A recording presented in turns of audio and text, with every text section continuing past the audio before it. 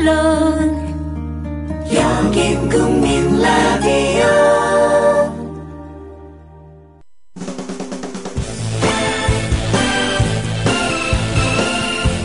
예비군 민방위 훈련장 같은 안보 특강은 가라. 여기 진짜 안보 특강이 있다. 김종대, 정욱식의 진짜 안보. 네, 대한민국의 안보 프로그램은 진짜 안보밖에 없다고 생각합니다. 아나운서 문희정입니다. 안녕하십니까? 아이고, 안녕하세요. 예, 네. 김종대 편집장입니다. 예. 우리 댓글에 중전마마라 그러더라고요. 아주 별명이. 청취자들이 적응해가고 있어요. 그래서 많은 격려 댓글 부탁드립니다. 국민 라디오 팟캐스트 응원하는 가장 쉬운 방법 아시나요? 다운로드하기, 별점 주기, 댓글 달기, 구독하기. 국민 라디오 팟캐스트 널리 알리는 가장 쉬운 방법. 다운로드하기, 별점 주기, 댓글 달기, 구독하기. 기억하세요. 다운로드하기, 별점 주기, 댓글 달기, 구독하기. 네, 오늘은 또 제가 굉장히 좋아하는 분을 모시고 오셨어요. 네. 군인권센터의 임태훈 소장 모셨습니다. 네, 안녕하세요. 반갑습니다. 안녕하세요. 네, 제가 새해 첫 출연이네요. 진짜요? 네. 아니, 국민 TV에 좀 무관심했다는 얘기 아닙니까? 우리가 무관심했던 건가? 아, 죄송합니다. 저는 진짜 안보의 첫 출연입니다. 그리고 다른 프로에는 뭐 인터뷰 정도는 했죠. 그렇죠. 예. 저는 개인적으로 진짜 안보에 고정 멤버로 합류시키고 싶은 욕심이 있습니다, 소장님을. 네. 너무 좋아한다. 아직 거기까지는 실력이 안 돼서요. 예, 많이 공부하고 해서 따라 붙겠습니다. 예. 네. 예. 자, 우리 임태훈 소장님이 나왔다는 얘기는 오늘 주제가 인권과 관련된 얘기다. 뭐 안 부를 수가 없어요. 뭐 언론에서 다 이미 접하셨을 겁니다. 최근에 1군단 예하 기갑여단에서 육사 47기인가? 네, 아주 맞습니다. 엘리트 장교가 장래가 촉망 만난 장교가 여군을 성폭행해서 큰 사건이 벌어졌는데 그 이후가 더 가관이에요. 예, 국회에서 송영근 의원, 새누리당 의원, 예, 새누리당이 이것도 중요한 겁니다. 거기 골 때리는 분 많잖아요. 그렇죠. 그런데 거기에 예비역 중장 출신, 기무사령관 출신이면 뭡니까? 군의 가장 대표성이 있는 분이에요. 이분이 하사 아가씨가. 저 진짜 충격이었어요. 이런 표현을 써가면서 외박 못 나간 여단장이 외로워서 외박도 못 나가고 그게 뭔 대책이 필요하다고 이런 망언을 했습니다. 국회 상임위에서. 사적으로 해도 문제가 될 텐데 네. 국회에서 말을 했단 말이죠. 네. 국회 군인권 개선 및 병문화 특별위원회 이거 네. 여야 합의로 만들어진 위원회입니다. 네. 여기서 그것도 공식 회의석상에서 발언을 그냥 여과 없이 해버리신 거죠. 이 두 가지 맥락에서 잘못된 거죠. 하나는 성차별적인 발언이 이제 전제되어 있는 것이고요. 두 번째는 가해자를 두둔하는 행위입니다. 이 가해자 두둔은요, 엄격하게 얘기하면은 피해자에 대한 비난이기도 합니다. 반대로 얘기하면요. 네. 그래서 여군 출신들이 열받은 거고. 그렇죠. 그럼 열받았죠. 완전히 안 그래도 여군들이 야전에서 성희롱, 성추행, 성폭행을 당해도 이 계급이 깡패라고 이거 가해자를 신고하지도 못하는 상황이 여전히 반복되고 있죠. 이게 17사단장 이 성추행 피해를 당해서 일시 피난 온 하사를 자기 직무실로 불러서 세 차례 그렇게 성추행을 한 사건이 불과 몇 개월 전입니다. 사실은요. 얼마 안 됐어요. 네. 그래서 긴급 체포됐는데요. 이 여단장도 사실상 이러한 문제로 긴급 체포된 것이 이 건군 이래 처음인 것으로 제가 알고 있습니다. 그리고 이 사람은 김장수 국방장관의 부관까지 지냈죠. 소령 시절에. 사실 제가 알아요. 그래서. 네, 그리고 잘 알아요. 국방부에서 이제 청와대로 또 뭐 파견하는 이런 제도도 있기 때문에 이 청와대 근무도 있고 중령으로. 근무도 있고 그러니까 박근혜 정부에서. 잘 나가는 사람이거든요. 그래서 여단장, 그러니까 대령으로 진급한 지 작년 5월에 부임했습니다. 4월에 진급했겠죠. 했기 때문에 이 사람은 사실상 굉장히 앞으로 승승장구할 별 달고도 잘 나갈 사람이죠. 엘리트 장교입니다. 그런데 이런 사건이 있었습니다. 그런데 이 피해 사건이 벌어지고 나서 긴급 체포가 됐죠. 이게 긴급 체포를 한 것은요, 사실상, 이것도 또 웃겨요. 어떤 소령이 여군 하사를 성추행한 사건을 헌병대가 조사하다가 이 사건을 인지하게 됩니다. 그래서, 증거들을 수집해서 검거를 했거든요. 어느 날 갑자기 정광석화처럼. 네, 노리고 그렇죠. 있다. 예. 왜냐하면 이 소령은 사실상 긴급 체포를 하지 못했어요. 왜냐하면은 사실은 성폭력 피해 사건 같은 경우 진술의 일관성 이런 것들이 되게 중요하기 때문에 이것이 잘 부합되어야지만이 현행범으로 체포하거나 또 구속영장을 청구할 수가 있습니다. 네. 근데 약간 이제 진술에 대한 부분이 긴급 체포하기에는 또 구속하기에는 약간 애매한 지점이 있어서 계속 수사를 하다가 이 사건이 이제 알려진 거죠. 인지 수사예요. 예, 그렇죠. 그래서 사실은 예전 같으면 이런 그 엘리트 장교는요, 그냥 쉬쉬하면서 이렇게 불구속 재판으로 많이 권합니다. 아하. 친고죄가 폐지되기 전에는 합의를 하게 되면, 물론 이거는 제가 봤을 때 성폭행이기 때문에 합의를 해도 처벌을 받는 거지만, 이거 되게 쉬쉬해가지고는 재판도 그냥 일사천리로 해가지고는 그냥 전역시키는 방식으로 가죠. 성폭행이면. 그런데 뭐 실형 선고도 안 날 가능성이 높죠. 예전 같으면은. 네. 근데 이게 이제 긴급 체포가 됐어요. 그렇다면은 우리 육군본부 수뇌부가 조금 인식이 바뀌고 있다라는 것을 감지하고 있거든요. 그러니까 뭐냐면 지금 현 상황은 굉장히 과도기적이다. 수뇌부는 바뀌려는 의지가 강한데 이게 관성의 법칙에 의해서 하던 뭐 집어를 개 못 준다고 하던 관성대로 이제 가다 보니까는 이런 지경에 오게 된 거죠. 수뇌부로서는 굉장히 곤욕스러운 일이자. 또 수사기관의 그 활약상도 아주 돋보여요. 예, 옛날에 사건을 은폐하던 헌병이 이렇게 아주 전광석화처럼 긴급 체포를 했다는 건 일단 평가를 해줘야 될 것 같습니다. 그리고 또 다른 뭐 평가를 조금 할 건 해야죠. 잘한 건 잘한 거다. 또 못한 건 못한 거다 얘기를 해줘야 되는데 피해자를 사단에서 여군 지휘관이 있는 곳으로 배치를 해줬어요. 일종의 배려죠. 보호와 배려를 하기 위해서. 그러니까 이제 이거는 이제 17사단장이 피해 여성을 일시 사단 사령부로 피난 와 있는 걸 성추행한 것에 대한 학습 효과가 이것도 안 되는구나. 있는 거죠. 이렇게 사령부로 옮겨도 또 일이 벌어지는구나. 그렇죠. 야, 진짜 이건 육군 총장 머리 돌아버릴 얘기 아니냐?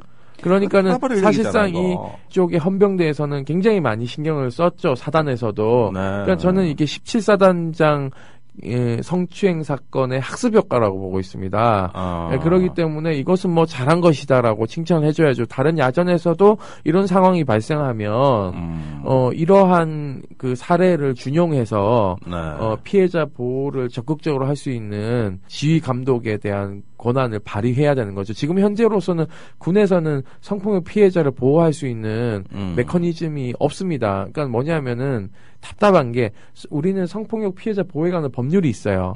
그 법률에 따라서 성폭력 상담소들이 많이 있습니다. 그렇기 때문에 피해자들이 상담을 하고 일시 피난시설에 가서 그 가해자와 이렇게 예를 들면 가해자에게 친족 간의 성폭력이 발생할 수도 있거든요. 그럴 경우에는 분리해야 돼요. 근데 이게 군대도 사실은 같이 한솥밥을 먹는 구조이기 때문에 식구나 다름없거든요. 그러니까 사실은 피해자가 원하면 군대가 아닌 다른 공간으로의 어떤 일시 피난도 좀 고려해 볼 필요가 있거든요. 그러니까는 이 법을 준용해서 뭔가를 좀 제도 개혁을 해야 되는 아이디어들을 짜내야 되는데 거기까지 촉이 가지를 않아요. 그러니까 전군 주요 지휘관에 의해서 자기네들끼리 얘기하지 말고 자기네들끼리 얘기하기 전에 예전에 2000년에 그거 아시죠? 한국 성폭력 상담소 소장을 하시던 최영애 소장님. 그때 당시 사단장이 그 자기 전속 부관은 아닌데 예전에 왜 여군 장교들 당번 장교 비슷하게 해서 왜 손님 오면 차 나르고 뭐 이런 일 시켰어요. 그러한 일을 하는 장교를요 성추행한 사건이 있었습니다.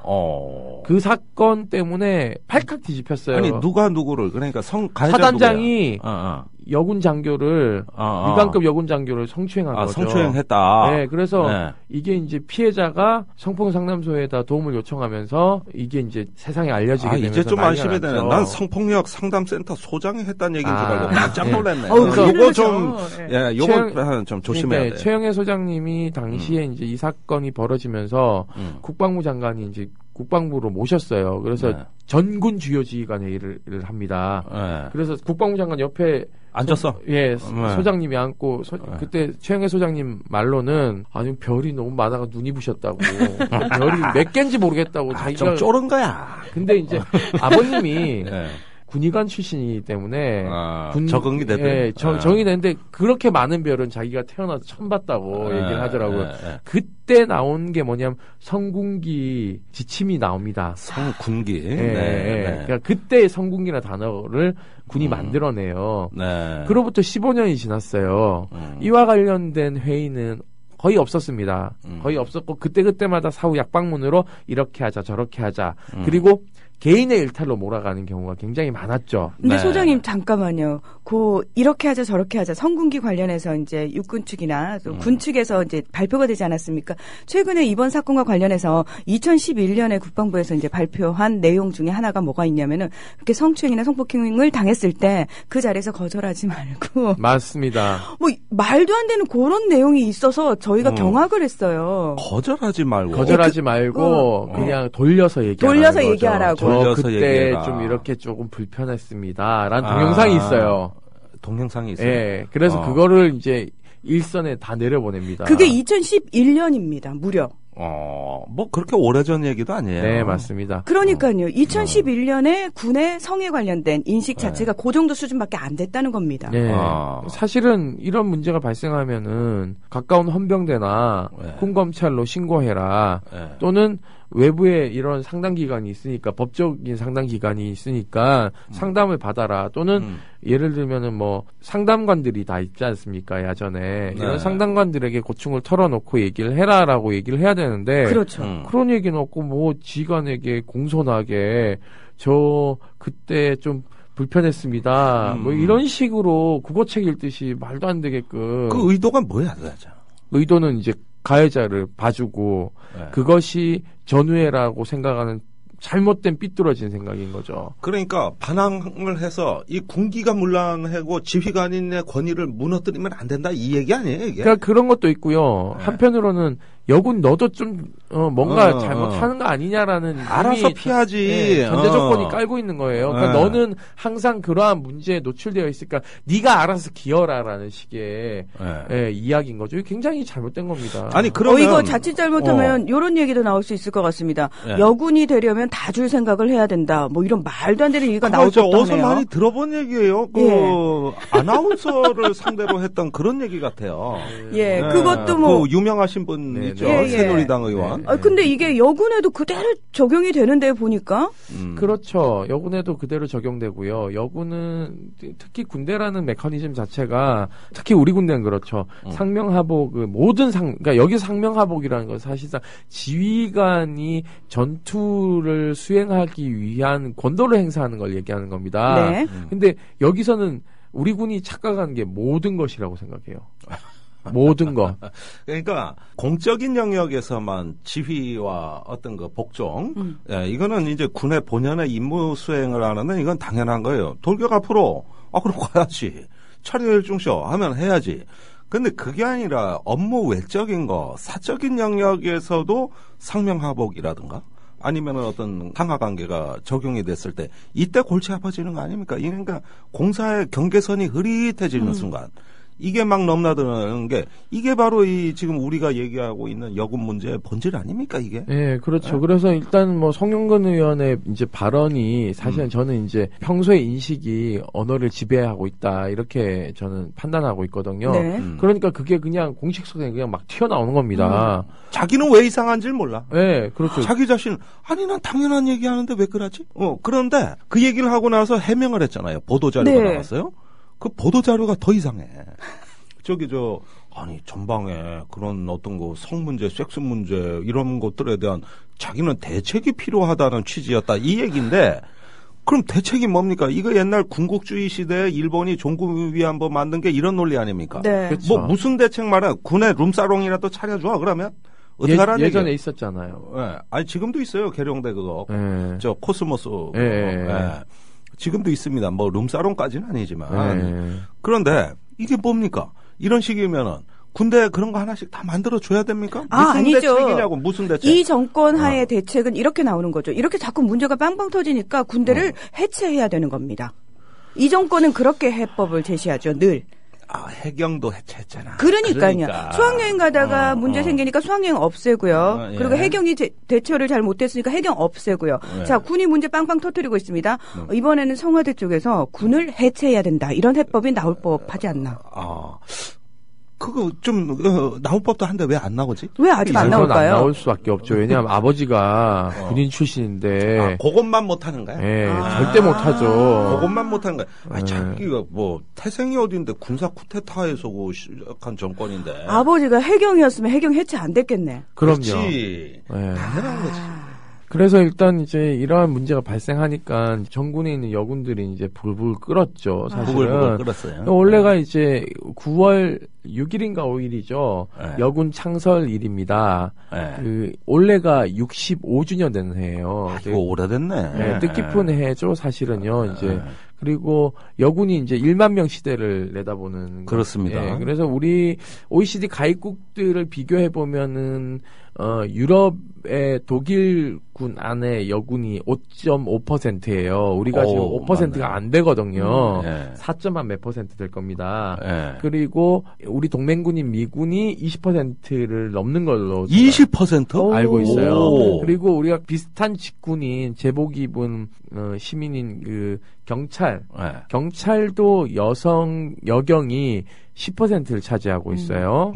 그리고 무엇보다도 여경 같은 경우에는 현재 지금 최고 직급이 치안 정감입니다. 그러니까 이제 경찰청장 바로 밑 계급이죠. 대한민국 경찰의 여경 총수를 바라볼 수 있는 시대가 뭐 네. 얼마 안 있으면 도래할 겁니다. 네. 근데 우리 지금 군대를 보면은 야전군 지휘관이 나오지 않고 있어요. 즉 얘기 뭐냐면 사단장이나 이 원스타인 여단장이 나오지 않아요. 여군에서는요. 네. 모두 다 뭐냐면 임기제 장군입니다. 그러니까 여기서 이제 임기제 장군이라는 것은 그 임기가 끝나면은 장군 그러니까 원스타로 진급해도 그냥 옷 벗어야 되는 거예요. 진급할 기회를 안 주는 거예요. 네, 없는 거예요. 그냥 그 직위만 마치면. 그렇죠. 임기가 네, 2년이면 2년 끝나는 거예요. 그러니까 여군에 한해서만 그런 겁니까? 그러니까 뭐냐면 무한 경쟁을 안 열어놓은 거예요.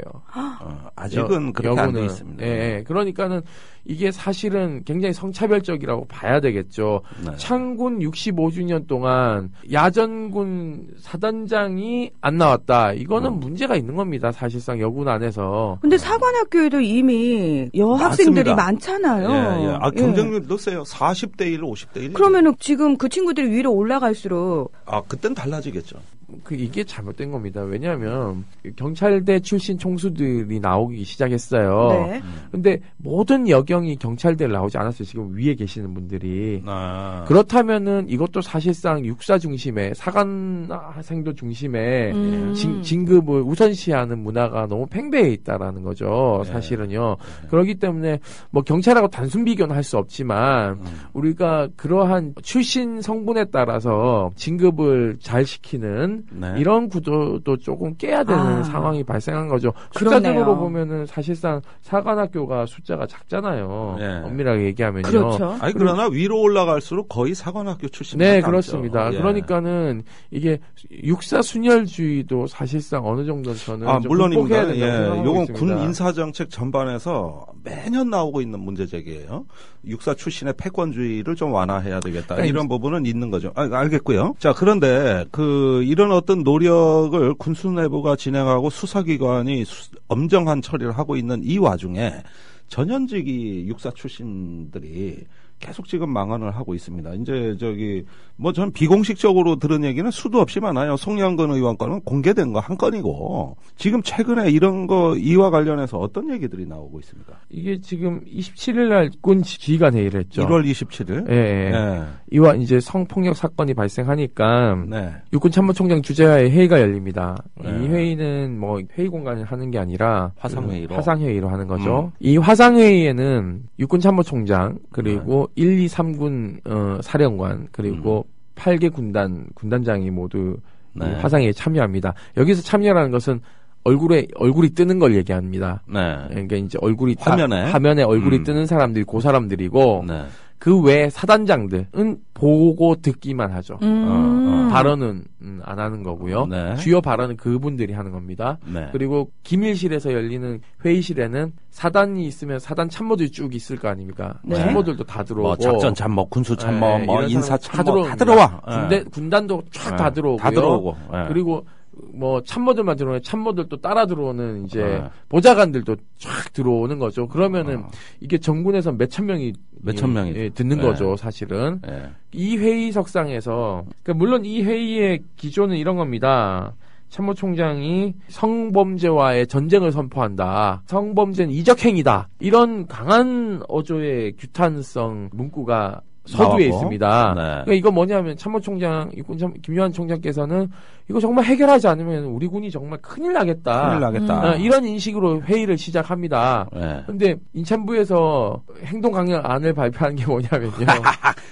예전에 언론에 났어요. 여기서 과관입니다. 예. 좀 전화해서 물어보지 그 전에. 참내 이 양반들 답답해 정말.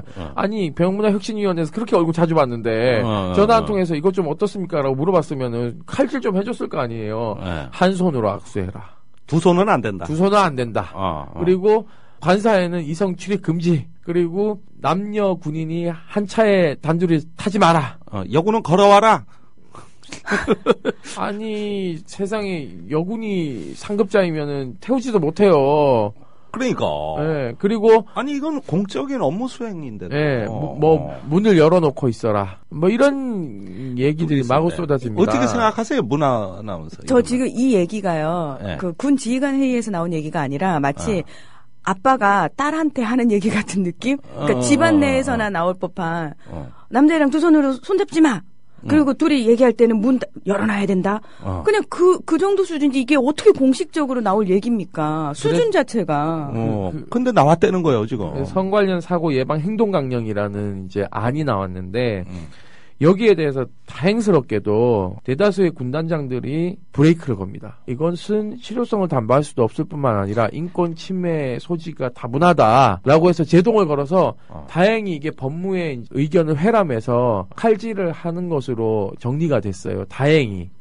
예, 그러니까는 그래도 우리 뭐 송영근 의원이나 이런 그들의 발언은 그렇다 치더라도 대다수의 군단장들이 말도 안 된다. 예, 그러니까는 현실을 인식한 거죠. 그래서 저는 이게 조금 변하다. 예, 저는 이렇게 보고 있습니다. 근데 문제는 이 자리에서 이 신현돈 장군이 날아갔잖아요. 예, 네. 일본은 음주 주택 충청도 휴게소에서 화장실 가다가 혁대 불고. 근데 뭐 예전 같으면은 날아가지 않았는데 당시 윤일병 사건이 한창일 때고 영향을 받았어요. 그 병문화혁신위원회가 한참 활동할 때라서 사실 그 6월달에 있었던 사건인데 그게 폭로가 되는 거죠. 그래서 그렇죠. 가셨어요 집에 별 4개가 떨어져 버렸어요. 조금 가혹하게 처벌받았어요. 그래서 여기 있던 부사령관이 사령관이 됐습니다. 부사령관이 주섰어.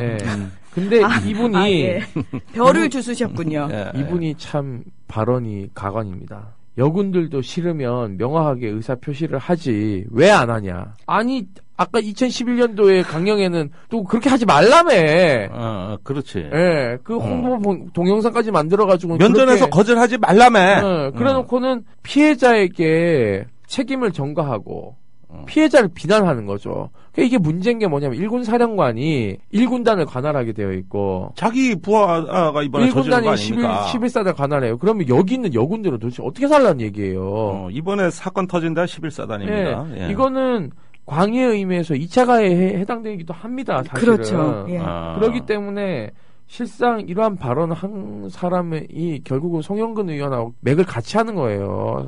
한 명은 가해자를 두둔하고 한 명은 전 여군을 비난하고. 그러니까 이 심리 구조는 뭡니까?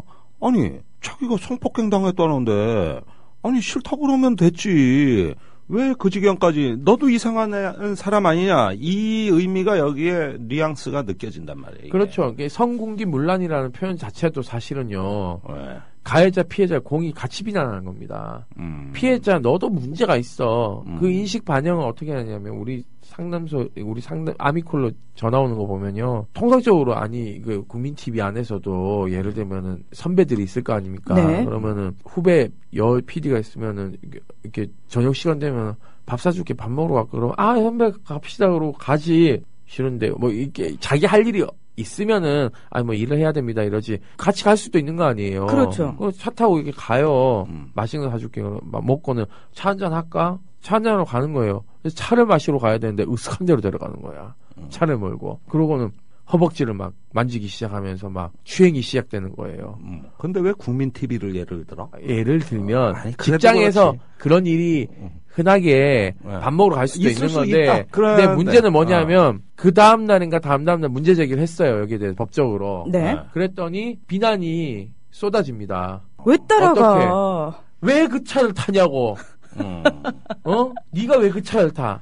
너 평소에 생글생글 잘 웃고 다니더니 그렇게 눈웃음을 쳐가지고 남자들한테 꼬리를 치니까는 그 남자가 너한테 흑심을 품은 거 아니야. 부터 시작해서 평소에 화장 짙게 하고 다니더니 내 이 사단 날 줄 알았다. 소장님 제 얘기를 지금 하시는 건가요? 아니 그러니까 얘를 잘못 들은 거야. 아니 그러니까 얘를 아니라 그런 비난을 실제적으로 하는 겁니다. 그 여군에게. 네. 그리고는 그 다음 얘기는 뭐 더 가관입니다.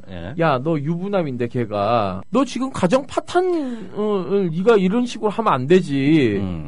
애도 있는데 앞길 창창한 장교의 길을 네가 쳐맞고는 무슨 부귀와 영화를 누리겠다는 거냐고. 당장 소치하라고 막 이렇게 압력을 막 퍼부는 겁니다. 당신은 친고죄가 폐지되지 않을 때예요. 그렇기 때문에 이거는 처벌 의사가 없으면 이거는 무혐의입니다. 근데 어떤 그 부하가 지휘관을 처벌해달라고 그럴 만한 더군다나 군대 조직에서 말이죠. 그게 쉬운 일입니까 사실? 그리고 더 웃기는 거는요. 이 회의에서 그러니까 이게 참 가독이라고 말씀드리는 게 2월 13일까지 지휘관 회의 논의 사안을 중심으로 성 관련 사고 예방 간부 교육을 실시하도록 지휘관들에게 지시를 했어요. 네. 아니 도대체 지휘관이 성 관련 지식도 없는데 성 관련 사고 예방 간부 교육을 하면 어쩌자는 겁니까 도대체.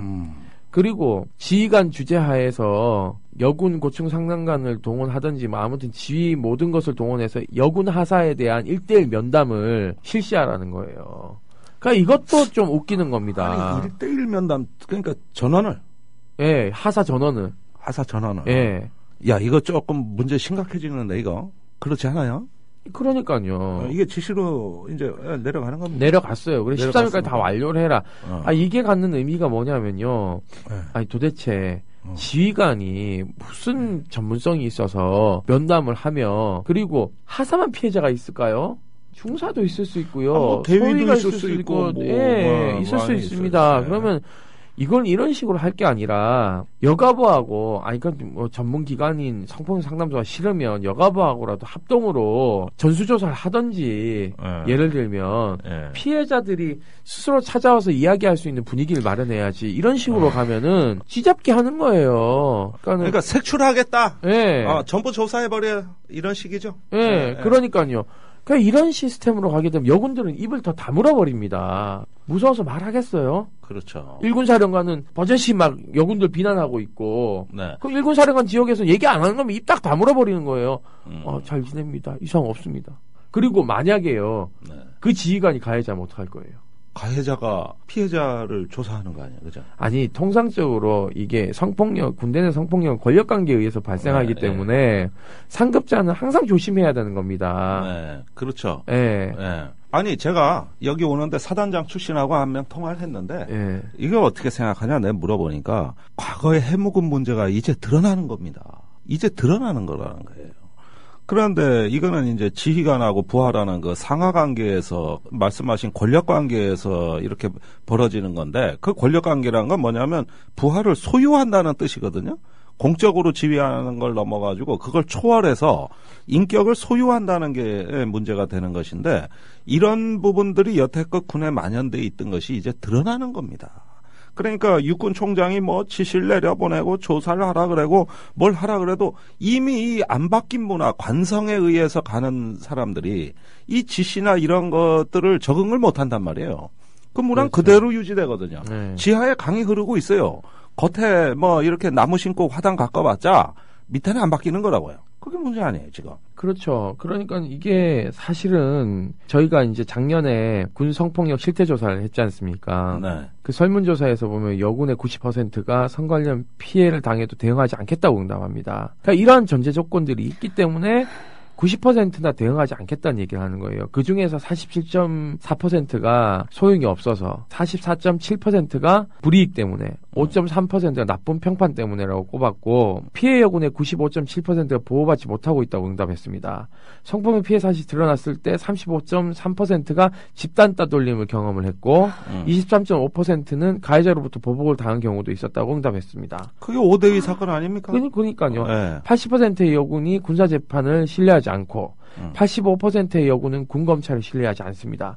징계위원회와 헌병대도 신뢰하지 않는다는 응답이 각각 92%예요. 아, 요거는 여론조사 방송 규칙상 그러는데 여군 몇 명을 어떻게 조사한 건지 100명 정도 조사를 했어요. 여군을. 무작위로? 예, 무작위로 했고요. 예. 아, 이거 정말 심각하죠, 사실은. 네. 이 정도면은 군사법 시스템도 엉망이다라는 것을 네. 군이 스스로 인정을 해야 되는 겁니다. 네. 자, 그런데 과거에는 이런 것들이 거의 드러나지 않고 숨겨져 있다가 최근에 들어서 이런 것들이 사건화되고 있어요. 그만큼 뭔가 변화의 조짐이 나타나고 있는 거 아닙니까? 그렇죠. 피해자들이 이제는 못 참고 이야기를 하기 시작하고 있는 거죠. 네. 저항을 하고 있다는 것을 반증하고 있습니다. 네. 그러니까 여기에 발맞춰서 군도 피해자 보호 원칙과 피해자들이 말할 수 있는 구조를 만들어줘야 되는데 네. 지금 이런 식의 발언들이 송영근 의원의 발언이나 일군 일군 사령관의 사령관. 발언이 이런 식으로 이어지게 되면요. 네. 또 피해자들은요 입을 다물게 됩니다. 겁 얘기해봤자 나 장기 선발 안 되고. 그렇지. 예, 하사는 4년 근무를 하고 장기 선발이 됩니다. 네. 이거 경쟁률이 아주 치열합니다. 굉장히 치열하죠. 예, 그다음에 어느 정도 장기 선발이 됐다 하더라도 이번엔 다음 진급, 중사 진급 문제가 있어요. 네네네. 이게 가장 취약한 계층이라고 봐야 되겠죠. 그렇죠. 그러니까는 결국은 계급이 깡패고 결국은 자기가 그 무한 경쟁 시대에 놓여져 있는 상황에서 결국은 그런 문제 제기를 하면 상대 경쟁자에게 결국 어떻게 됩니까? 밀려나게 되는 거죠. 그러니까는 내가 꼬아도 아니 꽂고 더러워도 목구녕이 포도청이라고 참고 견딜 수밖에 없는 겁니다. 그러니까 이러한 비극적 현실, 이게 전후회라면요. 우리 군은 정말 뿌리부터 바꿔나가지 않으면 이런 군대, 장개석 군대 되기 십상이거든요. 아, 참 장개석 군대라는 말이 참 가슴에 와닿네요. 결국은 국가 안보가 무엇이냐에 대한 우리가 본질로 다시 되돌아갈 수밖에 없는 사안이에요. 그렇죠. 그러니까는 우리 한번 보십시오. 얼마 전에 잠수함 함대 사령부 창설했죠. 네. 거기 영상 화면 보시면 맨 오른쪽에 키 작은 외국 여군이 딱 서 있어요. 네. 이분이 아마 제가 알기로는 그 해군 쪽에 네. 굉장히 고위 장성으로 알고 있어요. 네. 미군은 공군이나 해군의 사성장군, 삼성장군을 우리 뭐 칠함대나 이런 데 보면은 흔히 볼 수 있습니다. 네. 왜냐하면 아까 말씀드렸듯이 미군은 20%가 여군이고 네. 계급에 있어서의 자율경쟁 체제이기 때문에 네. 사실상 흔히 볼 수 있고요. 미군도 사실상 성범죄가 좀 문제가 됐었습니다. 많죠. 네. 근데 미군은 감싸주기 안 하거든요. 네. 엄청나게 단죄를 합니다. 그리고 네. 대통령이 사관생도 임관식에 참석해서 이것에 대해서 굉장히 경각심을 불러일으키는 발언을 공식적으로 하셨어요. 네. 그렇기 때문에 도대체 취임하자마자 4대학 척결하겠다. 4대학에 성범죄가 들어가 있습니다. 성폭력. 네. 그 군성폭력 빠져 있어. 아버지 때문에 그런가? 아버지가 원래 좀 바람 많이 피웠잖아. 군인이라서? 그래서 그런지 굉장히 관대합니다. 그리고 우리 병문화혁신위원회 활동하면서 사실상 우리도 조금 반성해야 될 지점이 이 부분을 놓쳤어요. 네, 사실은. 윤일병 사건에 너무 꽂혀가지고 네. 이 다른 인권 문제를 놓쳤어요. 네. 그 두 분은 사실 생물학적으로 성이 남성이고 그다음에 이렇게 군 전문가다 보니까 그런 식의 포커싱이 돼서 지금 말씀을 쫙 해주셨거든요. 근데 저는 여성의 입장으로 실제로 저도 직장 생활을 하고 있고 사회에서 어떤 식으로 발생할지를 뻔히 알고 있는 상황이거든요. 예, 목구멍이 포도청이다라는 표현을 하셨는데 여성 입장에서 그런 성폭행을 당하고 성추행을 당하고 내가 먹고 살아야 되니까 계속 그 안에 있어야 된다는 것 자체가 인성적으로 굉장히 피폐화됩니다. 다시 말해서 제정신으로 살기가 쉽지 않습니다. 한 번이라도 그런 경험을 당한 여성들은 그게 평생 안 잊혀져요. 저희들도 중고등학교 시절에 버스에서 당했던 성추행들 저도 당했었거든요. 그게 20년이 지나도 안 잊혀져요. 굉장히 소름 끼치고 더럽게. 가해자는 다 잊었을 거예요. 권인숙 교수께서 그 수업 듣는 그 학생들 상대로 조사를 해보면 여성들의 90% 이상의 트라우마는 성추행, 성폭력 경험이고요. 네. 남성 트라우마의 90%는 군대 다시 가는 꿈을 꾸는 겁니다. 그러니까 이게 의미하는 바가 크거든요. 그리고 무엇보다도 사실은 그러한 그 환경에 놓여 있을 때 다른 남성들이 가만히 있잖아요. 네. 이게 뭐냐면요. 군대에서 뭘 배우냐면 불합리성을 보고도 침묵하거나 그러한 행위를 당해도 내가 참는 법을 배운 그게 마치 남성이 되는 것처럼 그리고 그것이 조직에 순응하고 사회 화합과 단결을 위하는 것처럼 교육되는 게 저는 굉장히 위험하다고 판단하고 있어요. 이거는 헌법 질서를 무너뜨리고 우리 공동체를 좀먹는 바퀴벌레와 같은 이러한 습성이거든요. 그래서 이러한 것들을 버리고 그 자리에서 남성들이 비난해야 되는 겁니다. 그거 왜 그러세요? 라고. 근데 그렇게 하지 않거든요. 그러니까는 선진국들, 우리 잘 산다는 선진국들 가보십시오. 직장 내에 그런 얘기 하는 사람은 거의 왕따입니다.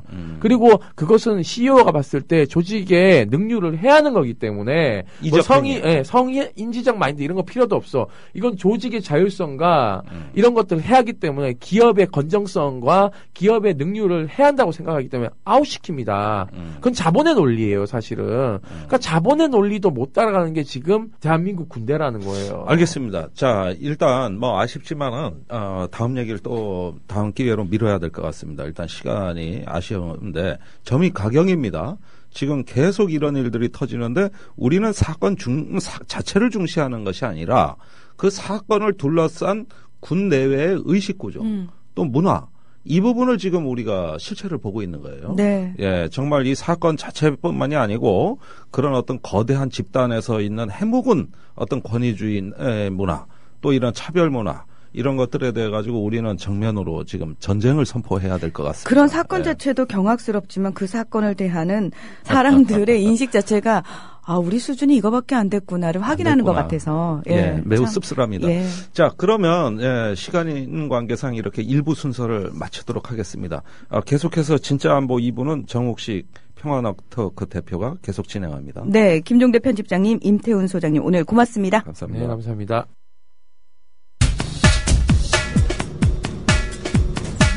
안녕하세요. 주간브리핑 하이파이브의 김민지입니다. 먼저 첫 번째 소식입니다. 러시아가 올해 북한과 합동 군사훈련을 할 계획인 것으로 알려졌습니다. 발레리 게라시모프 러시아군 총참모장은 지난주 열린 국방부 고위급 회의에서 북한과 베트남, 쿠바, 브라질과 대규모 군사회담을 하고 이들 국가가 참여하는 합동 군사훈련을 실시할 계획이라고 말했습니다. 게라시모프 총참모장은 또한 국제사회의 정치군사적 상황 변화에 대응해 국제협력 분야에서 국방부의 우선순위를 재검토했다고도 밝혔습니다. 그러면서 아시아 태평양 지역의 전통적 동방국가들과의 접촉이 더 활발해질 전망이라고 말했습니다. 다음 소식입니다. 북미 간의 대화의 기미가 보이지 않고 있습니다. 버락 오바마 미국 대통령의 북한 붕괴 발언이 있은 후 북한 김정은 제1비서는 공군 해군 합동 해상 목표물 타격 훈련을 시찰한 자리에서 미국을 비난했습니다. 김 제1비서는 미국과 더는 마주 앉을 용의가 없다면서 미국이 원하고 택하는 어떤 형태의 전쟁에도 대응할 준비가 돼 있다고 말했습니다. 그런가 하면 북한은 지난주 중국을 방문한 성김 육자회담 수석대표의 평양 방문을 북한이 먼저 미국에 제의했으나 거부당했다고 밝혔습니다. 앞서 성김 대표는 미국이 먼저 대화를 제의했으나 북측과 접촉이 이루어지지 않은 책임이 북한에 있다는 뜻을 우회적으로 말한 바 있습니다. North Koreans were aware that I would be in the region, and I think they understood that this would be an opportunity for substantive dialogue on the nuclear issue. 다음 소식입니다. 이명박 전 대통령이 회고록에서 북한이 5번이나 남북정상회담을 먼저 제안했다고 밝혔습니다. 그러나 북한이 회담의 대가로 식량과 현금 지원 등을 요구했고 이 전 대통령은 조건 없는 정상회담이란 원칙을 지켰기에 실제 회담이 성사되지 않았다고 설명했습니다. 그러나 전직 대통령이 비밀리에 이뤄진 남북 간 접촉 사실은 물론 대화 내용까지 불과 수년 만에 모조리 공개한 것은 비상식적이란 비판이 제기되고 있습니다. 연세대학교 문정인 교수는 대화를 거부해 북한의 반발과 연평도 포격 같은 위기에 봉착한 것은 원칙이 아닌 아집이란 견해를 밝히기도 했습니다. 성 관련 사고는 지휘 고하를 막론하고 엄중하게 그 책임을 묻겠다는 마지막 소식입니다. 육군이 최근 잇따르는 성 관련 사고를 예방하기 위해 성추행 이상의 사고를 일으킨 간부를 무조건 중징계하는 방안을 추진 중인 것으로 알려졌습니다. 중징계는 파면이나 해임, 계급강 등 그리고 1개월에서 3개월까지의 정직에 해당됩니다. 한 육군 고위 관계자는 도입 검토 중인 원아웃 제도를 적용할 것이라며 보직 해임에 그치지 않고 군에서 완전히 퇴출시키는 개념이 적용될 것이라고 밝혔습니다. 다시 말해 강제로 전역시키는 방안입니다. 또한 보안 대책으로는 육군본부에 성 관련 사고 전담반을 설치해 각급 부대의 징계 수위를 직접 감독할 예정입니다. 이상 주간 브리핑 하이파이브의 김민지였습니다.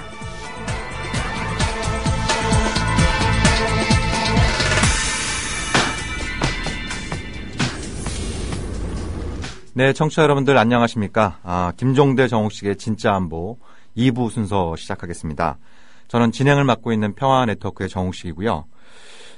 저희가 지난주에 이슬람 국가 IS 테러 문제를 좀 집중적으로 살펴봤는데요. 방송이 나가고 한 주 사이에 또 많은 일들이 있었습니다. 그래서 지난주에 이제 IS 문제를 굉장히 좀 알기 쉽고 또 객관적이고 깊이 있게 짚어주신 김재명 선생님을 좀 다시 모셨는데요. 선생님 안녕하십니까? 네, 안녕하세요. 네네. 이제 김재명 선생님께서 뭐 여러 가지 지금 그 직책을 갖고 계십니다. 성공에 대해서 강의도 하고 계시고 또 프레시안에 이제 그 기획위원으로도 활동하고 계시고 그리고 또 전 세계 분쟁 지역을 돌아다니면서 그 내용을 또 국내에 전달하는 분쟁 전문 기자 이렇게 다양한 역할을 해주시고 계신데요. 그 선생님 그 일주일 사이에 또 IS가 정말 그 막가파식의 만행을 보였습니다. 예, 그 며칠 전에는 일본인 그 프리랜서 기자인 고토 겐지 씨를 참수를 했고요. 네. 또 어제는 그 이제 요르단 공군 조종사를 화형 불에 태워 죽이는 장면을 찍어서 그걸 또 공개를 했단 말이죠. 네네. 그래서 이 끔찍한 만행들이 계속되고 있는 그 상황인데요. IS가 왜 이런 어떤 극단적인 만행을 저지르는지 그 노림수는 좀 어디에 있다고 보십니까? 예, 일반적으로 생각할 때 사실 상식에 어긋나는 그런 그 모습으로 이 사람들을 충격과 어떻게 보면 슬픔에 빠뜨리고 있는 행태를 계속 보이는데요. 원래 이슬람 국가 IS라고 하죠. 이슬라믹 스테이트. 네. 그 출발 지점은 반미 또 반이스라엘 이렇게 해서 순위파의 사람들 중심이 돼가지고 네. 나름대로 어떤 그 독립적인 그 이슬람의 자존심을 지키는 그런 그 국가를 건설해 보겠다. 뭐 얘기는 많은 이슬람권 사람들이 공감할 수 있는 부분이 없지는 않았어요. 네. 그런데 세력을 키워가면서 점령지를 넓혀가면서 점령지가 지금 한반도의 넓이보다 더 큰 넓이죠. 네. 어떻게 보면 일종의 준국가 집단이라고 할 수 있는데 네. 그렇다면 일반적으로 정치학의 그런 어떤 잣대로 보면 이 어떤 정치적인 구심점을 세를 확보하는 그런 그 단계에서는 사람들한테 지지를 받는 호소력을 지닌 그런 메시지를 전파해야 되는데 지금 IS가 벌이는 여러 그 어떤 피 냄새 나는 그런 행태를 보면 장기적인 전망에서 이 사람들이 과연 많은 그 지구촌의 사람들로부터 나름대로 어떤 지지나 공감이나 이런 걸 받을 수 있을까? 굉장히 회의적인 그런 모습으로 지금 엇박자식으로 나가고 있는 것이 참 안타깝습니다. 네. 그러니까 정말 그 수단과 방식이 갈수록 좀 그 끔찍한, 참 그 표현하기조차 민망할 정도로 굉장히 끔찍한 그 방식들을 많이 동원하고 있는데요. 그 주된 타겟이 되는 국가들이 미국 주도의 IS 격퇴 작전에 동참하고 있는 국가들이 되고 있습니다. 일본이 좀 그랬고, 요르단 같은 경우도 적극적으로 미국의 공습을 지금 지원하고 있는 국가인데요. 근데 이런 어떤 말씀을 나누다 보면 이게 결코 남의 문제인가.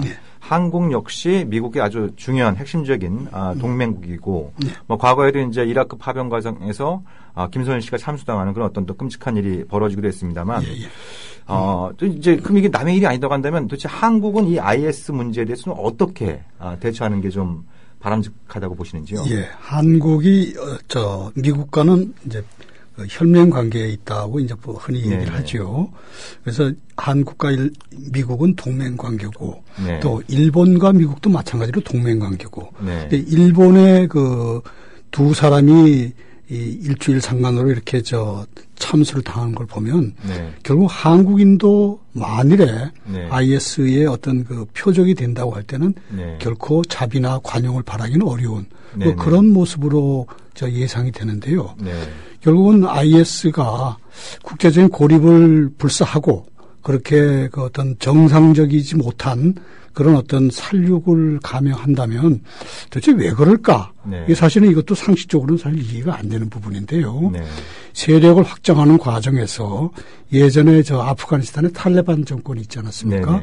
그런 정권도 굉장히 그 이슬람 율법을 엄격하게 이렇게 뭐 서양의 음악을 힙합 음악을 듣는다 그러면 뭐 태형을 가한다든가 이런 식으로 아주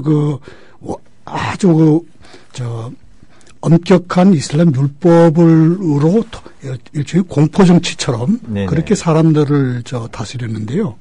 IS가 꼭 탈레반의 판박이처럼 가는 모습이 참 안타깝습니다. 그러니까 이제 일차적으로 IS가 주로 이제 미국을 지원하는 국가들을 노려서 이런 만행을 저지르고 있는 만큼 결국 그 미국 주도의 어떤 공수 작전에 이제 균열을 내겠다. 어떤 극단적인 방식을 통해서 그런 의도가 엿보이는 상황인데요. 여기서 이제 그 직면하는 근본적인 딜레마가 보통 얘기하는 것은 그런 어떤 테러 위협에 굴복하면 안 된다.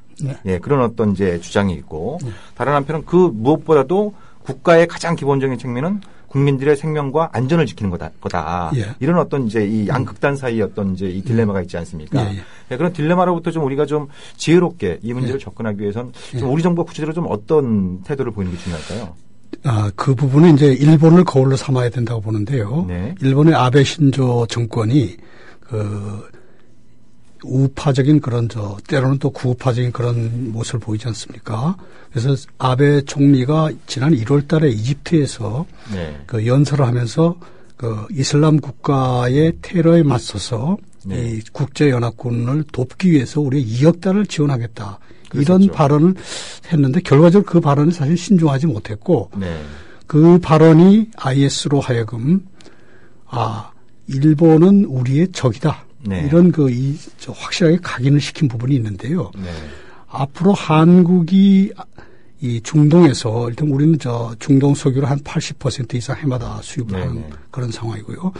중동 국가들하고 많은 교류가 있고 따라서 한국 사람들이 많이 또 중동에 가는데 이런 일본의 인질 두 사람이 참수당하는 비극을 피하려면 한국 정부에서는 최소한도 아베 신조 총리처럼 이렇게 공개적인 어떤 무슨 자극적인 발언을 해서 IS로 하여금 한국인을 타겟으로 삼는 그런 결과를 낳지 않도록 좀 신중해야 되지 않겠나 이런 생각입니다.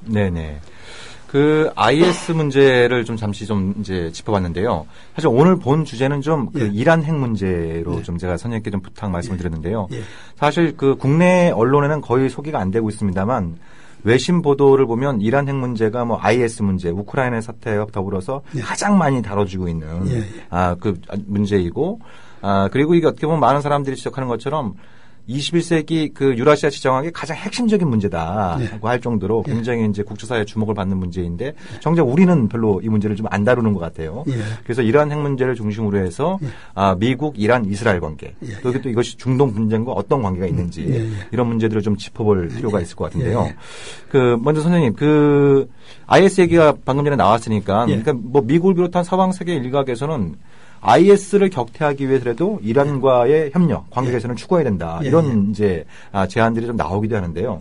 먼저 그 이란과 IS 또 이란이 IS 격퇴 작전에 어떤 역할을 할 수 있는지 뭐 그런 부분도 먼저 좀 짚어주시면 좋을 것 같습니다. 먼저 이란의 그 국제 정치적인 입장을 보면 1979년에 이란의 이슬람 혁명이 나면서 아야톨라 호메이니라는 그 걸출한 그 성직자를 우두머리로 해서 혁명이 일어났었죠. 그러면서 이란에서 가지고 있던 미국의 석유유권을 다 잃고 그때부터 지금까지 35년 올해가 이제 2015년이니까 36년이죠.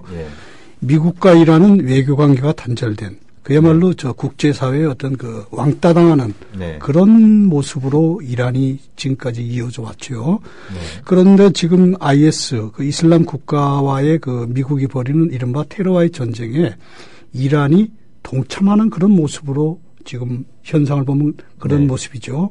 그러니까 이라크에 있는 그 IS 군대와 전투를 직접 이란 특수부대가 벌이는 그리고 또 공습을 또 실제로 하는 그러니까 이란의 그 공군기가 F4 팬텀기 전폭기가 실제로 이슬람 국가 IS 군대를 폭격을 하는 그렇게 해서 외형상으로 보면 미국이 벌이는 IS와의 전쟁에서 이란이 동맹군으로 참여하는 그래서 얼핏 보면 이란과 미국이 이 IS 격퇴를 놓고서 서로 손을 잡았다라고 이제 볼 수는 있겠습니다. 그런데 양쪽에 미국의 입장은 어디까지나 이란과 우리 미국과는 그 국교 관계가 없고 국제 관계가 없고 따라서 어떤 공식적으로 협력 관계는 아니다라고 선을 딱 긋고 있어요. 그런 부분을 보면 이란은 이란대로 자국의 이익을 위해서 IS와 전쟁을 했다. 이렇게 이제 볼 수 있겠는데요. 그 이란과의 자국의 이익이라는 건 뭐 아시다시피 이란은 시아파가 중심인 국가고 또 이라크도 사실상 사담 후세인 정권 무너진다면 시아파가 정권을 잡고 있죠. 그 시아파 정권을 위협하는 IS. 그 잣대로 보면 IS는 이란에게도 동맹국이 될 수 없는 도움이 안 되는 그런 적대 세력이죠. 그러니까 이라크의 시아파를 위한 대리전으로 이란이 참여했을 뿐이지 미국과의 어떤 공조 그것은 다른 문제다 이렇게 볼 수 있겠습니다. 공조가 있다 한들 그건 아주 느슨한 정도이지 IS 격퇴라는 그 하나의 공통 목표를 위해서 각각 자기 입장에서 전쟁을 벌인다 이렇게 볼 수 있겠습니다.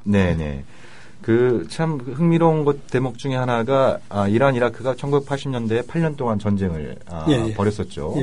그리고 그 이후에 이제 이란이 적어도 핵무장을 할 수 있는 잠재력, 이런 어떤 그 이제 핵 프로그램에 관심을 갖게 된 게 바로 8년 전쟁, 이라크의 8년 전쟁에 있었고 그 전쟁의 당사자였던 사담 후세인은 핵무기를 포기했음에도 불구하고 조지 W 부시 대통령이 너는 핵무기 갖고 있지.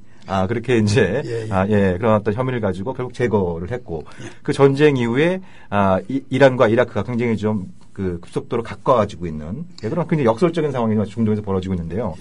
그래서 선생님, 먼저 우리가 이란 핵 문제, 이거 굉장히 뭐 복잡하고 기술적인 문제인 것 같습니다만, 뭐 국제정치적으로 이제 여러 가지 측면에서 짚어볼 수 있는 측면들이 있지 않습니까? 그래서 선생님께서 판단하시기에 이란 핵 문제의 본질은 어디에 있다고 보십니까? 이란이 핵무기를 갖고 싶어 하는 것은 아주 단순하게 국가 안보의 위기감을 느꼈기 때문이겠죠. 그러니까 2001년도에 9.11 테러 뒤에 미국이 아프가니스탄 쳐들어가고 또 2003년도에 이라크를 쳐들어가고 하면서 이란의 국경에 동서 양쪽에 친미 정권이 들어서 있죠. 그러니까 동쪽에 아프가니스탄 카불에 친미 정권 들어섰고 서쪽에 이라크 바그다드에 또 친미 정권 들어서 있고 그러니까 이란의 입장에서 볼 때는 친미 국가들이 포위됐다.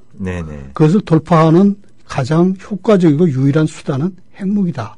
이런 판단을 당연히 내리게 되겠고요. 제가 이란에 취재를 가서 그 현지 사람들 얘기를 들어보면 거리의 보통 사람들의 정서는 우리가 핵무기를 못 가질 이유가 무엇이냐. 또 이슬람 국가 가운데 핵무기를 가진 나라를 보면 파키스탄을 이제 꼽을 수 있는데요. 파키스탄은 이제 친미 국가로 되니까 이란 사람들이 볼 때는 반미 자존심을 지닌 유일한 그 핵무장 국가로서 이란을 만들어야 되겠다. 이런 생각들을 거리의 사람들은 그냥 공공연히 합니다. 네. 근데 이란 정부는 이제 공식적으로는 네. 우리는 핵무기 안 만들어.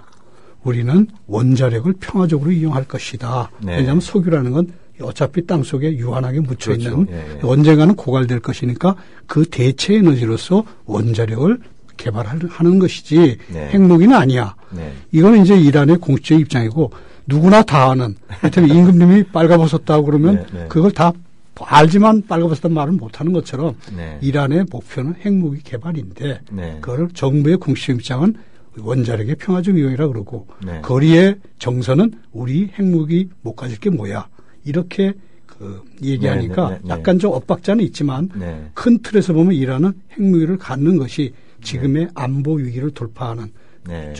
유효한 수단이다 이런 네. 생각들을 하고 있습니다. 네. 그러니까 이란 정부는 공식적으로 아무튼 자신들의 핵 프로그램은 평화적인 목적, 즉 네.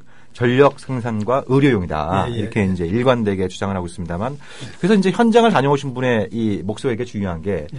이란 국민들은 도대체 이거에 대해서 어떻게 생각하는지 예. 좀 선생님 말씀으로는 김재만 선생님 말씀으로는 일반 국민들 사이에서는 우리가 뭐 지금 그 미국은 악의 축으로 예. 자기들을 뭐 지목했고 예, 그죠? 예. 주변의 친미 국가들은 호시탐탐 노리고 있고 그리고 뭐 똥 묻은 개가 겨 묻은 게 나무랜다고 중동의 유일한 핵보유국이 이스라엘이지 않습니까? 예, 그렇죠. 네, 네. 뭐 이런 어떤 상황이 있으니까 우리가 예. 핵무기를 갖는 게 뭐가 문제냐? 예, 예. 뭐 이런 어떤 이제 정서를 말씀을 해주셨는데요. 그러면은 이란의 핵 문제와 관련해서 미국이나 이스라엘 그리고 예. 서방 세계는 좀 어떤 관점에서 이 문제를 좀 접근하고 있는지 좀. 예. 결국은 미국의 정책은 이스라엘의 국가 안보를 챙겨주는 그것이 네. 상당히 중요한 부분이죠. 네네. 미국 안에 있는 유대인 파워, 유대인들의 그 어떤 목소리가 결국 미국의 워싱턴의 정치권, 의회를 다 장악하고 있기 때문에요. 그러니까 이스라엘이 위협을 느끼는 것이 현재 중동에서 어느 나라일까를 따져보면 네. 유일한 위협 국가로서 이란을 꼽을 수밖에 없는 것이요. 네네. 존재론적 예. 위협이라는 표현을 쓰죠. 예, 예. 예. 왜냐하면 이란은 사실은 군사 강국이죠. 우리가 네. 소식을 들었다시피 2009년도에 그러니까 이란 이슬람 혁명 30주년 기념식에 맞춰가지고 네. 인공위성도 쏘올리고 네.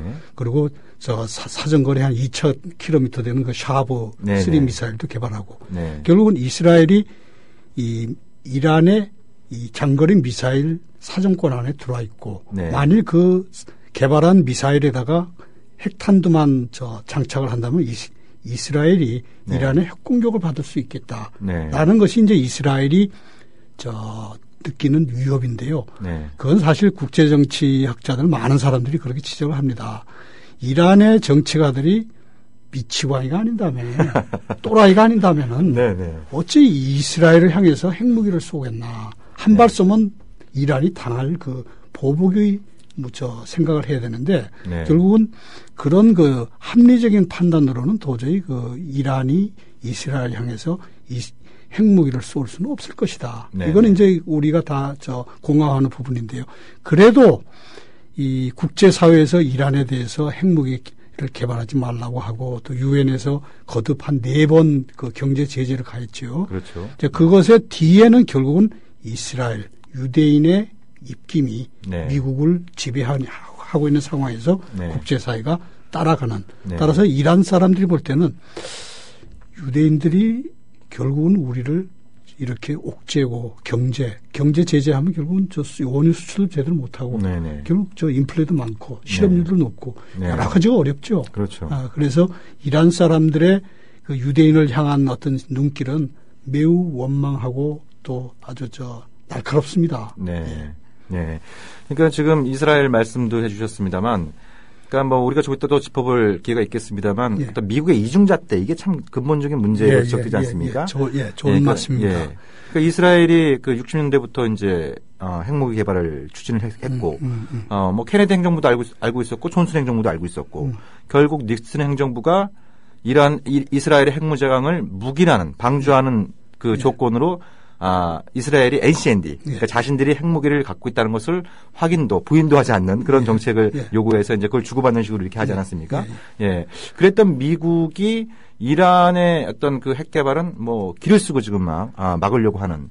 뭐 이렇다 보니까 이란 국민들뿐만 아니라 중동에 있는 많은 사람들조차도 그리고 미국의 이런 이중잣대가 이란 핵 문제를 또 악화시키는 거 아니냐 그런 지적들도 있는 것 같아요. 예, 이란에 제가 가서 보니까 이 거리의 보통 사람들도 그렇고 정치인들도 그렇고 또 이란의 싱크탱크 국제안보연구소 같은 그런 그 연구소 사람들도 왜 미국이 이란의 핵 무장을 그렇게 신경을 쓰느냐?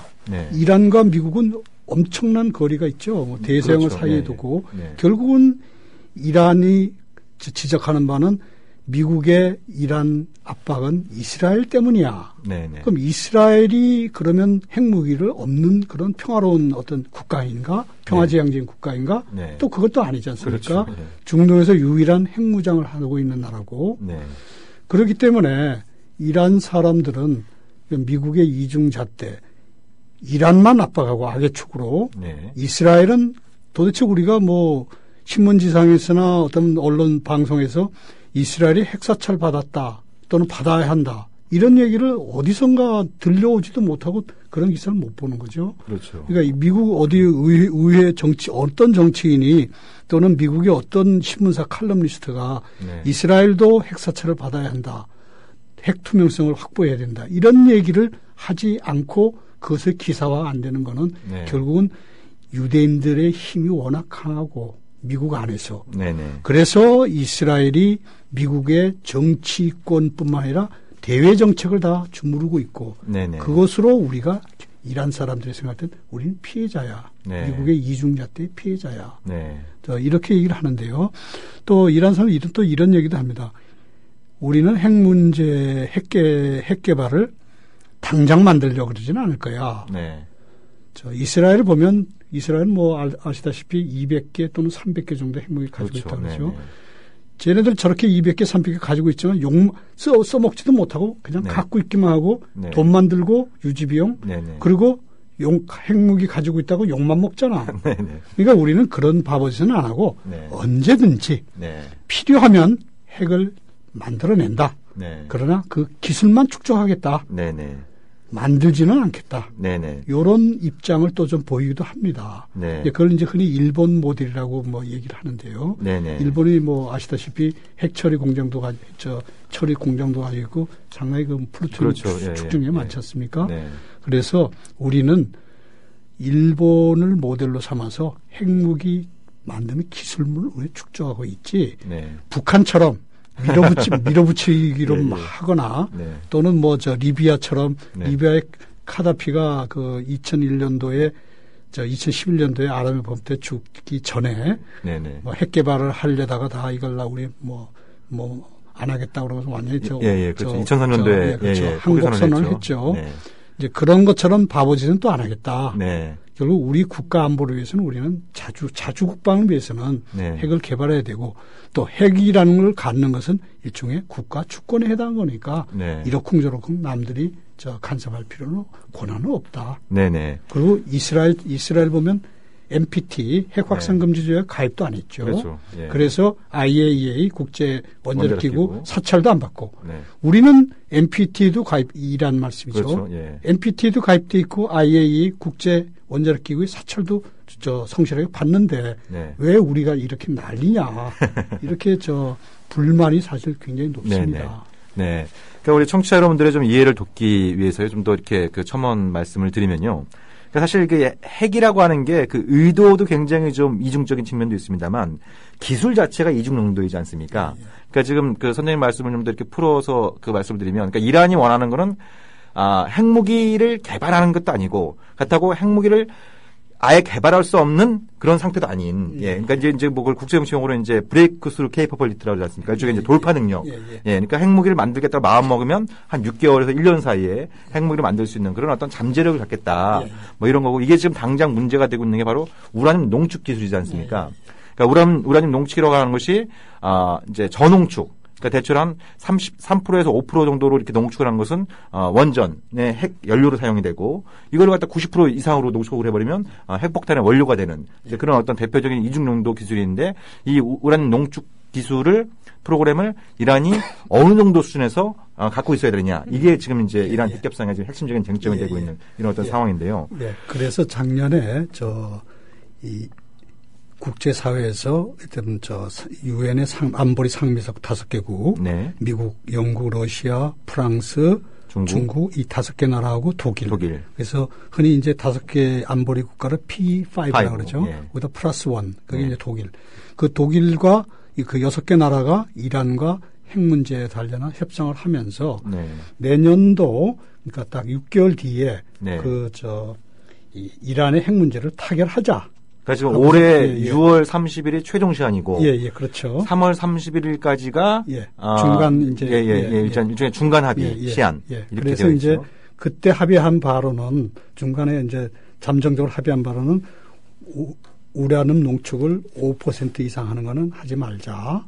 그리고 원심 분리기 이런 것도 새로 기존에 있는 건 뭐 어쩔 수 없겠지만 새로 설치하는 건 하지 말자. 뭐 이런 그리고 또 이제 순도 20% 이상 아까 말씀대로 고농축 우라늄이 되려면 한 90% 갑니다만 그렇게는 만들지 말자. 이렇게 이란과 그 6개 국가 간의 합의를 보면서 이란에 대해서 경제 제재를 좀 완화하는 그렇죠. 뭐 이런 그 그림을 그렸는데 그런 협상을 보면서 가장 배가 아팠던 나라가 이스라엘이죠. 왜냐하면 이스라엘은 여차하면 이란의 핵시설을 공습하겠다라는 큰 소리를 해가면서 이 미국을 중심으로 한 어떤 국제사회가 이란을 계속 옥죄고 압박하고 그 나라 경제를 파탄시키는 그런 쪽으로 그래서 항복을 받아내려고 하는 것이 이스라엘의 그 유대인들의 생각인데 국제사회가 오바마 대통령을 중심으로 해서 국제사회가 이란과 협상을 한다는 게 굉장히 못마땅한 거죠. 그렇죠.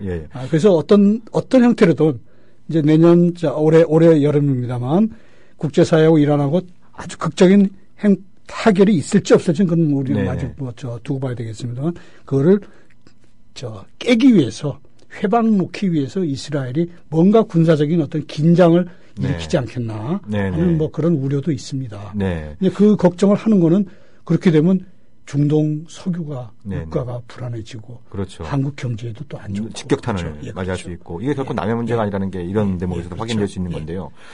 그러니까 지금 굉장히 좀 그 흥미로운 상황이 연출되고 있는 것 같습니다. 이제 네탄야후, 그러니까 벤자민 네탄야후가 지금 이스라엘 총리이지 않습니까?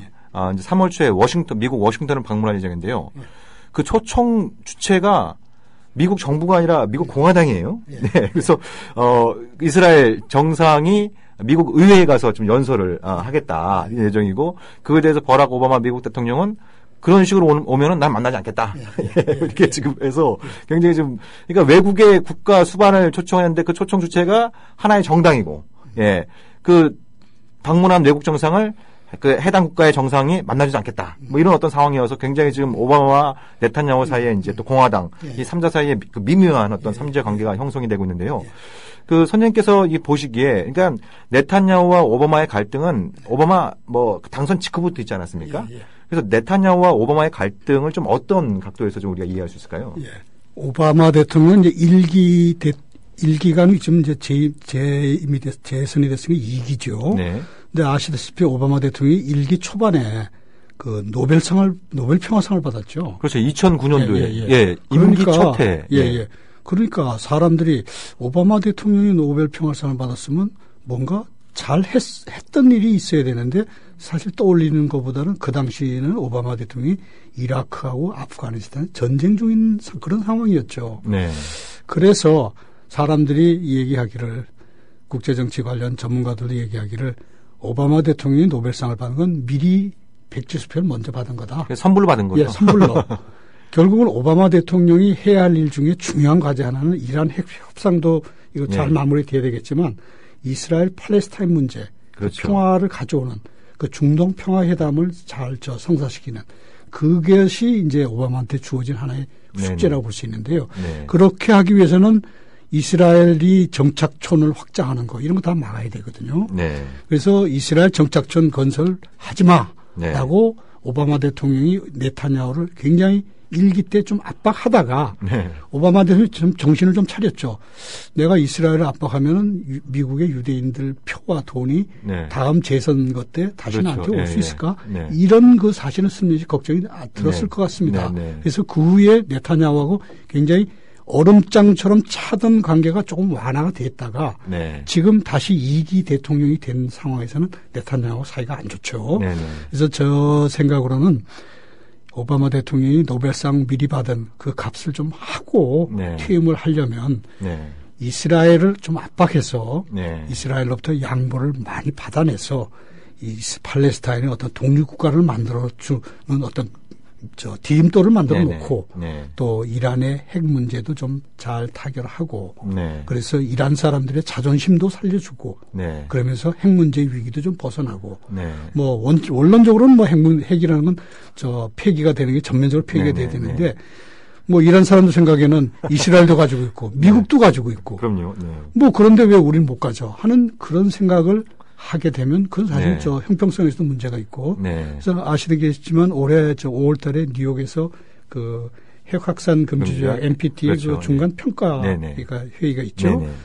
거기서도 분명히 이란 핵 문제가 얘기가 될 텐데요. 네. 이스라엘 핵 문제도 한번 거기서 공식 선상에서 좀 토론을 돼서 그 나름대로 이 핵 문제에 대한 어떤 그 핵이 우리 인류 평화에 결코 도움이 안 된다 하는 것을 좀 더 많은 사람들이 인식을 하고 이스라엘 핵 문제 왜 여태까지 연루였어? 걔네들은 왜 사철도 안 받았어? 그런 부분을 좀 한번 다시 짚어볼 수 있었으면 좋겠습니다. 네. 그러니까 올해 이제 NPT 그 검토 회의가 열립니다만, 그러니까 NPT가 지금 출범한 지가 1970년이었으니까 45년이 그렇죠. 됐고, 그리고 1995년도에 무기한 연장이 됐었죠.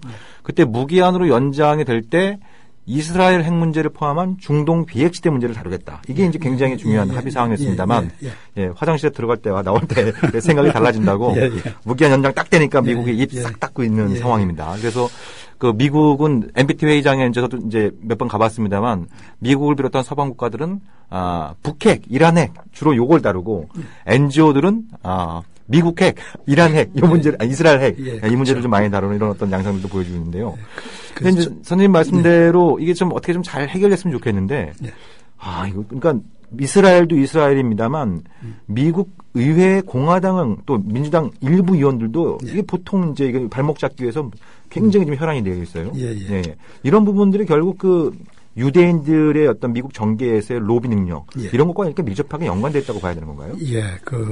지금 미국 안에 가장 강력한 정치적 발언, 세력권을 형성하고 있는 것은 유대인이다 이렇게 얘기를 해도 틀린 말이 아닙니다.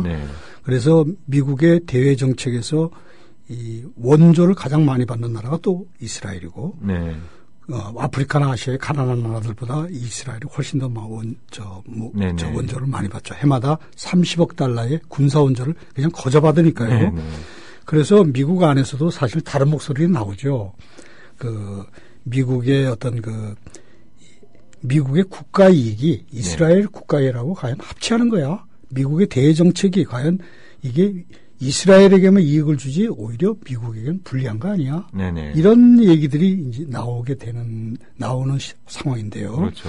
이를테면 9.11 테러가 당했을 때 9.11 테러가 왜 당한 거야? 오사마 빈 라덴의 주장을 들어보니까 미국과 이스라엘의 중동의 어떤 그 무슬림 형제들을 괴롭히는 그 이스라엘을 미국이 또 도와주고 있다. 이런 것이 결국은 미국에게는 반미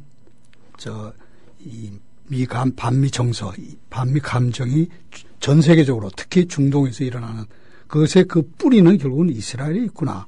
이런 부분들을 미국의 지식인들도 이제 슬슬 목소리를 내고 있죠. 미국의 국가 대외 정책을 유대인들이 주물러서는 안 된다. 이런 그 얘기도 하고 또 케네스 왈츠 같은 그 이름난 국제정책학자죠. 이런 분은 이란이 핵무기를 가지는 것이 오히려 중동 평화에 도움이 된다.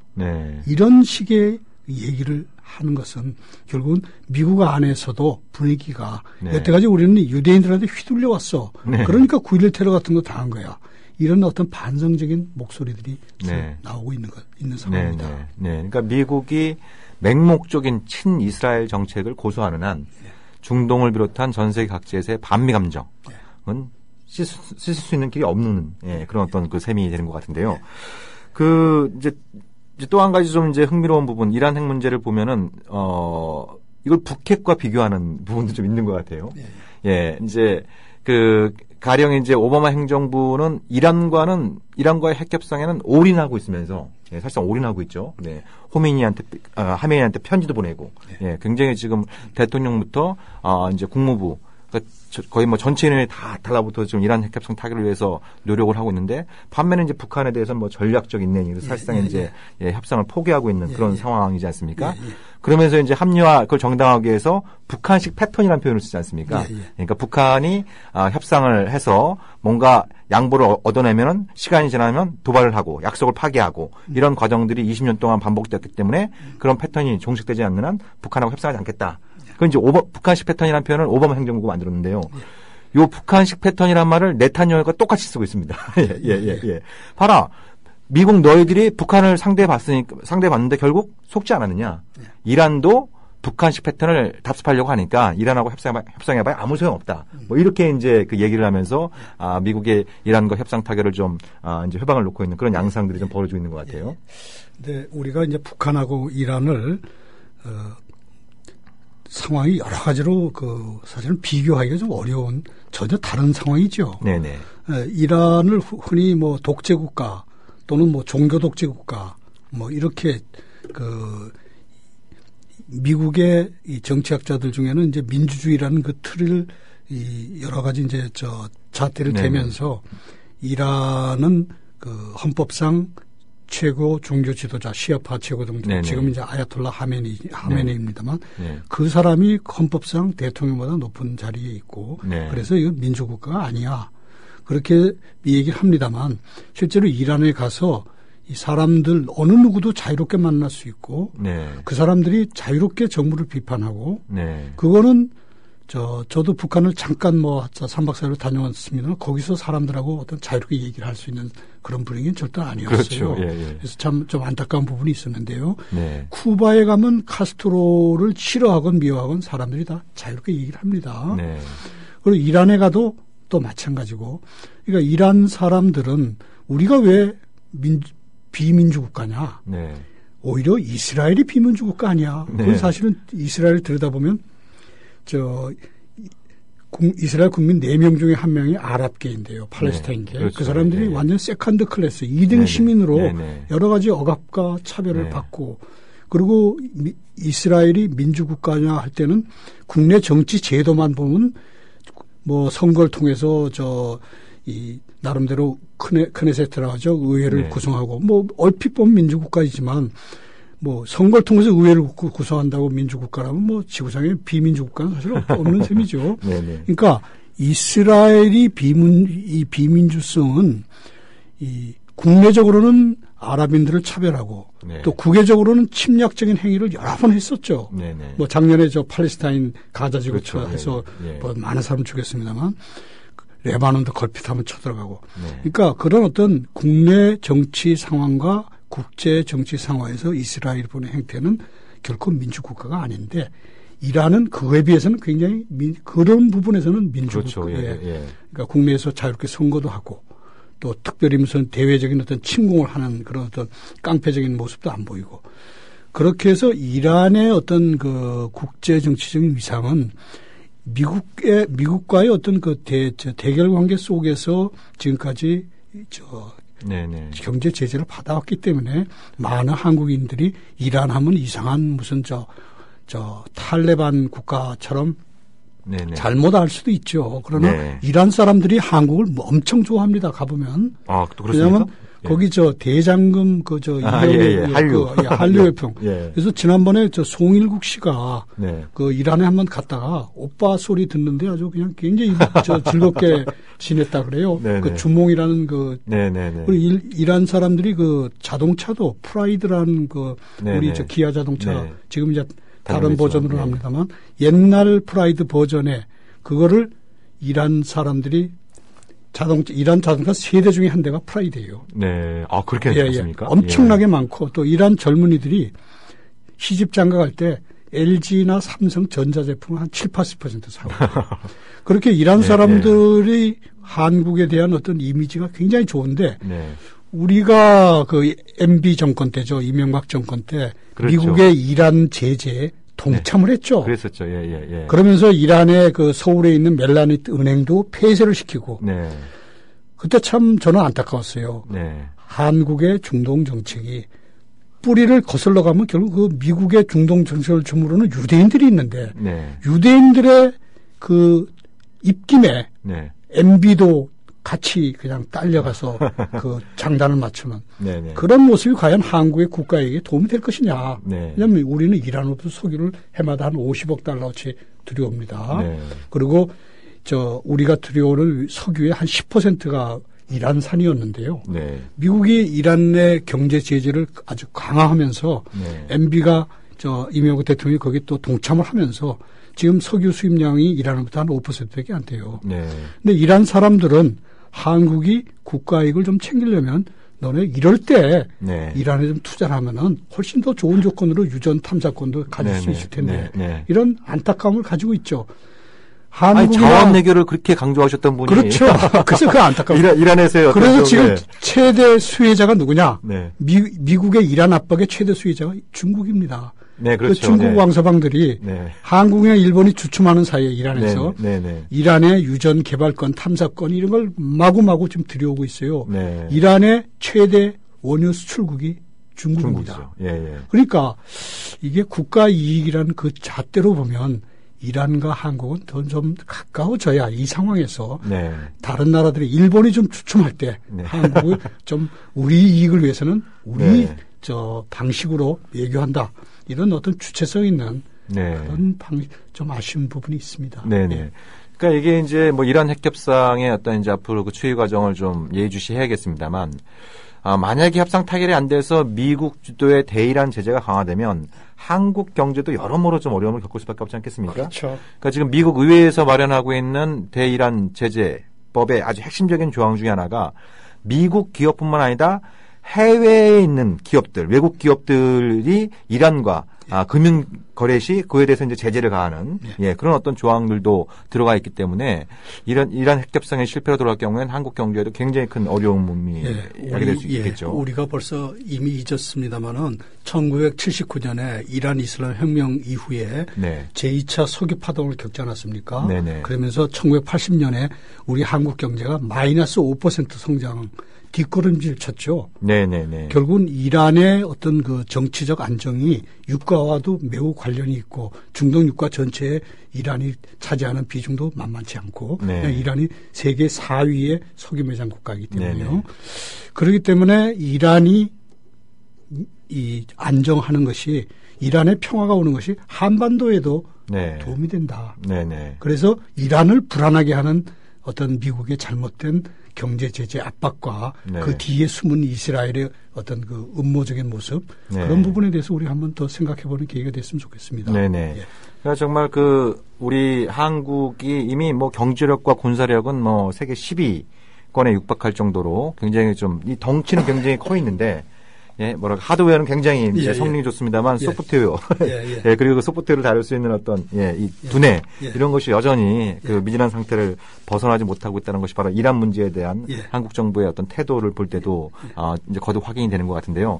선생님 끝으로 이란 핵 문제가 만약 해결에 실패할 경우에 지금 뭐 한국 경제에 미칠 영향은 잠깐 짚어봤습니다만 중동이나 앞으로 어떤 이제 세계 정세에 어떤 영향을 좀 가져올 수 있을지 그걸 좀 간단하게 짚어주세요. 핵 협상이 만약 실패하면은 이스라엘이 일단 이란의 핵 개발을 저지하기 위해서 공습을 할 가능성이 높고요. 물론 그 공습은 쉽지는 않습니다. 거리상으로 그렇죠. 이란과 이란과 이스라엘 사이 이라크가 또 놓여 있고 남의 나라 영토를 또 지나가야 되는 부분도 있을 테고요. 어쨌거나 뭐 한다면 한다 하는 것이 또 유대인들의 그 막가파식 정책이기 때문에 그런 부분들이 국제 정치에 세계 정세에 미칠 불안정한 요인이 하나 남아 있고요. 그래서 전 세계의 평화를 사랑하는 많은 사람들이 이란의 핵 문제를 둘러싼 것에 관심을 가지실 때는 일단 미국의 이중잣대라는 것을 한번 좀 짚어봐야 될 것이고 그러면서 이스라엘과 이란 사이의 갈등이 핵 문제만 가지고 될 것은 사실은 아니고요. 여러 또 다른 뿌리 깊은 어떤 그 유대인과 이슬람 민중들 사이의 그 어떤 갈등 관계가 이제 숨어 있겠습니다만은 이란의 핵 문제는 사실은 이란 사람들이 주체적으로 합리적으로 결정한 문제고 그들이 어떤 침략적인 목적을 위해서 핵을 가지려고 하는 것이 아니다 하는 것을 일단 존중을 해준다면 물론 핵은 기본적으로 비핵화라는 큰 틀에서 보면 이란이 핵 문제를 가지는 게 과연 좋은 것은 아니겠습니다만은 하여튼 이란 문제를 이중잣대로 바라보는 것은 아니다 이런 말씀을 드리고 싶습니다. 네, 저희 진짜 안보에서 지난주에 IS 문제에 이어서 오늘 이란 문제, 이란 핵 문제를 좀 살펴봤는데요. 우리가 좀 우리 안에 또 굉장히 많은 문제들이 있습니다만 나라 밖의 문제에도 좀 관심을 갖고 우리가 기여할 수 있는 문제 찾을 때 또 우리 또 문제를 푸는 데서 이제 도움을 받을 수 있는 그런 어떤 관계에 있다는 것을 우리가 더욱 확인할 수 있었던 것 같습니다. 선생님 오늘 도움 말씀 감사드립니다. 감사합니다. 네, 진짜 안보 오늘 이것을 마치도록 하겠습니다.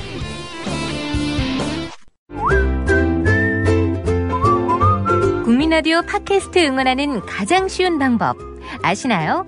다운로드하기, 별점 주기, 댓글 달기, 구독하기. 국민라디오 팟캐스트 널리 알리는 가장 쉬운 방법. 다운로드하기, 별점 주기, 댓글 달기, 구독하기. 기억하세요. 다운로드하기, 별점 주기, 댓글 달기, 구독하기.